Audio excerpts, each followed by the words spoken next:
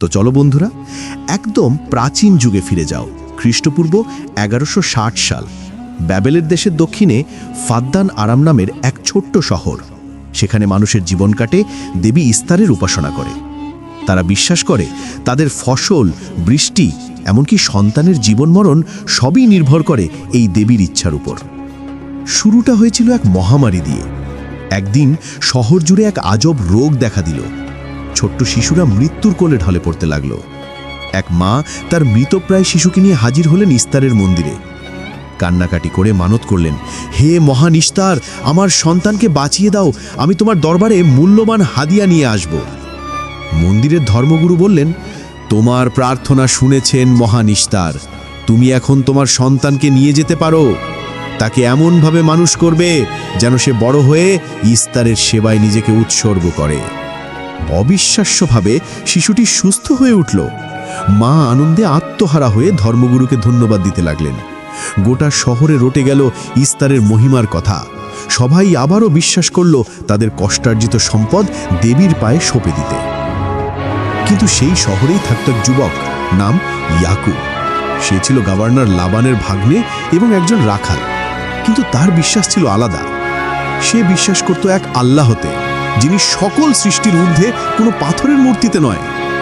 একদিন আর নির্জন ন হয়ে সে মানুষজনের সামনে প্রশ্ন তুলে বসল, শোনো, একটু থামো, তোমরা এই নির্জীব পাথরের মূর্তির কাছে হাত জোর করে বসে আছো কেন? এই ইস্তার যদি সত্যিই শক্তিশালী হয়, তাহলে সে কি এই পাথরের জড় দেহে আবদ্ধ থাকত? যে মূর্তি নিজেকে রক্ষা করতে পারে না, সে তোমাদের কিভাবে রক্ষা করবে? লোকজন হতবম্ব। কেউ এতটা স্পষ্ট করে কখনো তাদের দেবতার অবমাননা করেনি। কিছু লোকের মনে ইয়াকুবের যুক্তি সন্দেহের বীজ বপন করল। তারা ভাবতে লাগলো, সত্যি তো, আমরা কি ভুল করছি? ইয়াকুবের কথায় সবচেয়ে ক্ষিপ্ত হয়ে উঠল মন্দিরের ধর্মগুরু ফারাজ।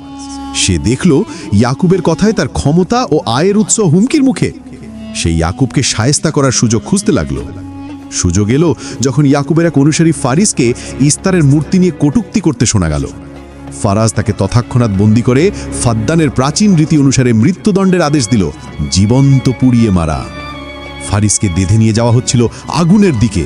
সে চিৎকার করছিল, আমাকে ছেড়ে দাও, আমি কি অন্যায় করেছি? আমি শুধু সত্য কথা বলেছি। কিন্তু ভয়ের কারণে কেউ তার পক্ষে কথা বলল না। ইয়াকুব যখন এই দৃশ্য দেখল, সে নিশ্চুপ থাকতে পারল না। সে দৌড়ে গিয়ে বলল, থামো, ওকে ছেড়ে দাও, আমি ওর জীবনের মূল্য পরিশোধ করব। গভর্নর লাবান বলল, তাহলে পরিশোধ করো 500 দিনার। ইয়াকুব তৎক্ষণাৎ রাজি হয়ে গেল। ফারিসের জীবন বাঁচল। এই ঘটনায় ফারিস এবং আরও অনেক সাধারণ মানুষ ইয়াকুবের প্রতি আকৃষ্ট হল। তারা বুঝতে পারল ইয়াকুব শুধু কথা নয়, কাজ দিয়েও তার মানুষের প্রতি দায়িত্বশীলতা প্রমাণ করে। ইয়াকুবের প্রিয় স্ত্রী রাহেল, যিনি 11 বছর ধরে সন্তানহীন ছিলেন, অবশেষে গর্ভবতী হলেন। কিন্তু প্রসবের সময় তার অবস্থা খুবই খারাপ হয়ে উঠল। জীবন মৃত্যুর সন্ধিক্ষণে রাহেল। ধর্মগুরু ফারাজ এটাকে সুযোগ নিল। সে বলল, দেখেছ, এটাই ইস্তারের অভিশাপ। ইয়াকুব ইস্তারের অবমাননা করার ফল ভুগছে। যদি রাহেল বাঁচাতে চাও, তাহলে ইয়াকুবকে ফাদ্দান থেকে তাড়িয়ে দাও। ইয়াকুব কিন্তু অটল থাকল। সে তার এক আল্লাহর কাছে প্রার্থনা করতে লাগল। সে রাহেলের পাশে দাঁড়িয়ে বলল, ভয় পেও না, জীবন মৃত্যু সেই এক আল্লাহর হাতে। আর তখনই একটা অলৌকিক কিছু হলো। গভীর রাতে রাহেলের কক্ষে এক আলোর রশ্মি প্রবেশ করল। তারপর এক সুস্থ সুন্দর পুত্র সন্তানের জন্ম হলো। তার নাম রাখা হলো ইউসুফ। ঠিক সেই মুহূর্তেই শুকনো ফাদ্দানের আকাশে জমে উঠল কালো মেঘ এবং বহুদিন পর নামল জীবন রসের মতো বৃষ্টি। লোকজন যখন ইউসুফের জন্ম এবং বৃষ্টির জন্য ইয়াকুবের আল্লাহর শুকরিয়া আদায় করতে ব্যস্ত, তখন হঠাৎ এক ভয়ানক ঘটনা ঘটল। ইস্তারের মন্দিরে আগুন লাগে গেল। লোকজন চিৎকার করতে লাগলো, বাঁচাও, মন্দিরে আগুন লেগেছে। লোকজন দৌড়ে গিয়ে দেখল ধর্মগুরু ফারাজ সহ ইস্তারের পাথরের মূর্তি আগুনে পুড়ে খাক হয়ে যাচ্ছে। আশ্চর্যের বিষয়, প্রবল বৃষ্টি হলেও সেই আগুন নিভল না। এটি স্পষ্ট করে দিল যে এই আগুন কোনো সাধারণ আগুন নয়, এটি ছিল একটা ডিভাইন সাইন।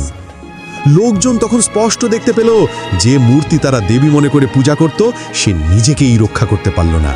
আর ইয়াকুবের আল্লাহ না শুধু একটি শিশুর জীবন দিলেন, বৃষ্টি দিলেন, বরং মিথ্যার মুখোশও খুলে দিলেন।